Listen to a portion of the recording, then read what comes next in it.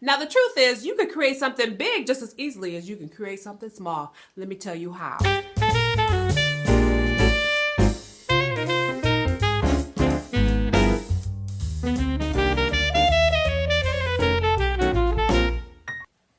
Greetings, beautiful people. Welcome to my channel. Hey, everybody. How y'all doing today?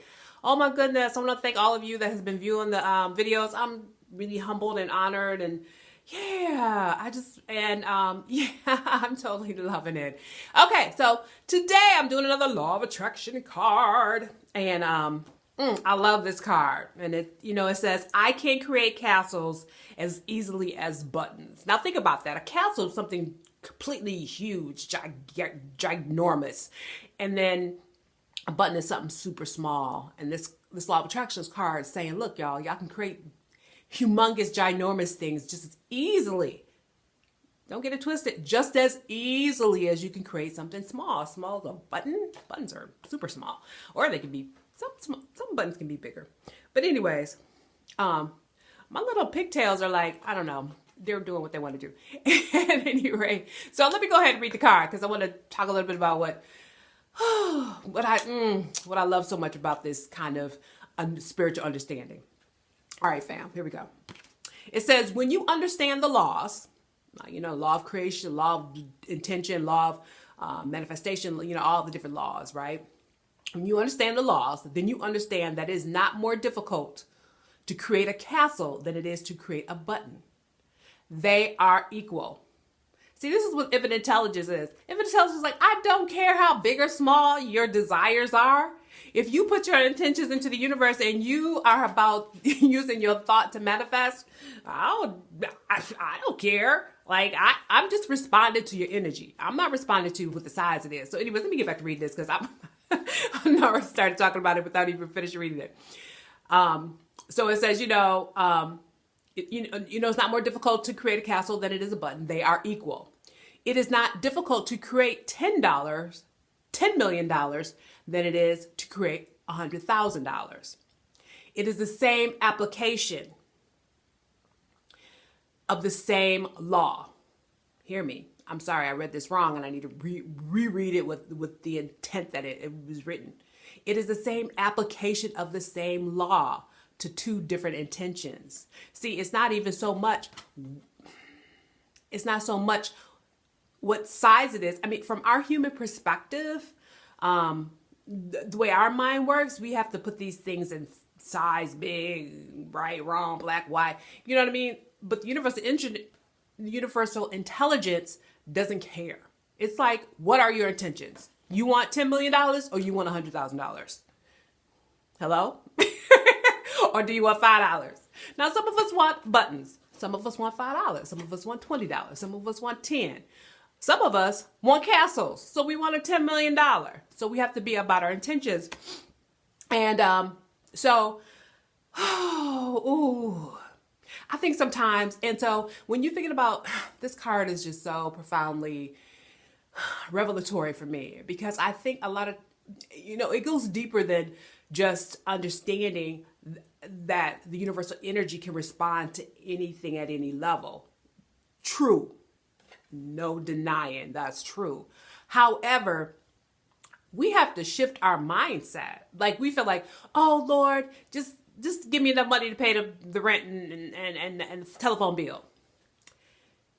As opposed to saying, Spirit, bring me enough money to pay all my bills for the entire year right now. Like, just manifest that. And that way I ain't even got to be thinking about it no more. And because of our sense of value and worth and understanding, and a lot of times it's experience, that it is hard for us to really embrace this card. I want to show you guys this card. It's kind of a little corny, but it's cute to me. It's got a little castle on it. I can create castles as easily as I can as buttons. I mean, this notion that I just think that we have been so conditioned kind of in this hierarchical world to, at least I'll just, how I do, y'all. I start talking about we and then I come back to I. I have felt like, am I am I worthy enough to ask for a castle versus a button? And I always feel like, well, let me ask for a whole bunch of buttons and then I can make a button into a castle. And that would take a long time, right? Because buttons are super small and castles are super huge. And if I'm understanding the laws, right? If I really truly understand the laws, that I can understand and be mindful of my intentions, then I can manifest a castle just as easy as a button. And I think for me, it comes down to a couple of things. Number one, really always remembering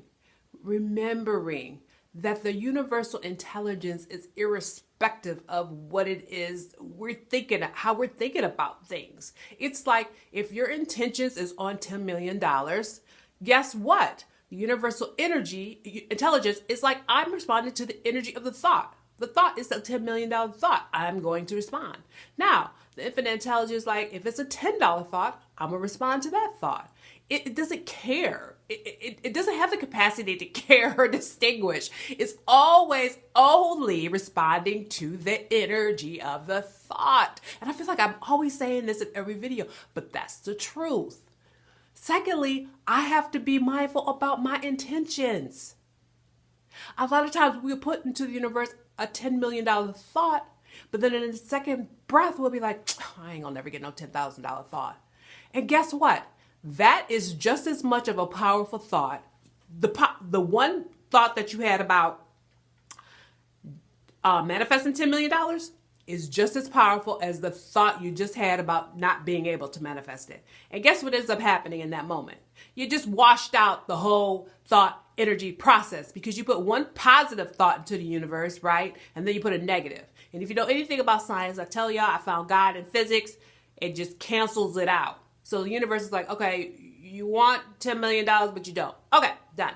Like the universe was nothing for me to do because you just kind of like, it was a wash. It's like giving the universe a penny and then taking the penny back. So the universe is like, okay, well, there's nothing for me to work with because I don't have anything.